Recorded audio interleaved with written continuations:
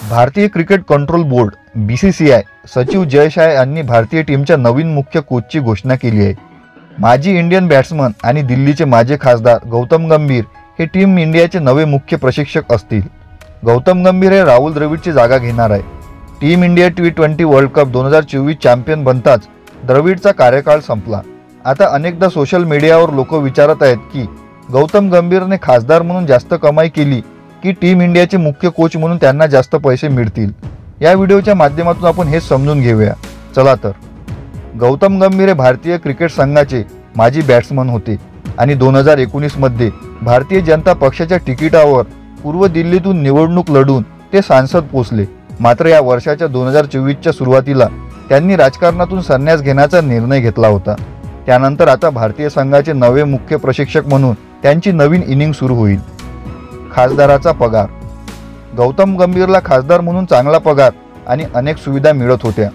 संसद सदस्य, पगार, भत्ते आणि पेन्शन कायदा 1954 अंतर्गत खासदाराला वेतन आणि इतर सुविधा दिल्या जातात। गौतम गंभीरला खासदार असताना महिन्याला 1 लाख रुपये पगार मिळत होता।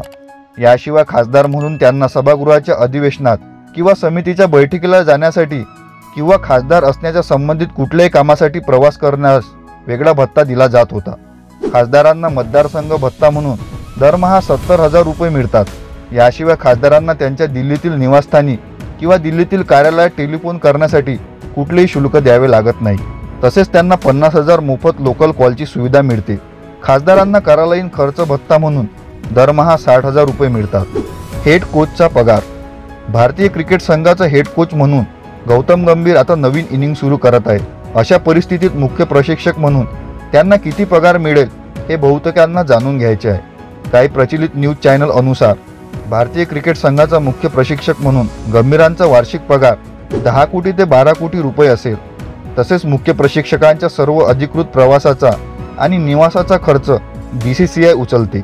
मुख्य कोचला दैनंदिन भत्ता, BCCIच्या परदेशी दौऱ्यादरम्यान मुख्य प्रशिक्षकाला डेली अलाउन्स मिळतो।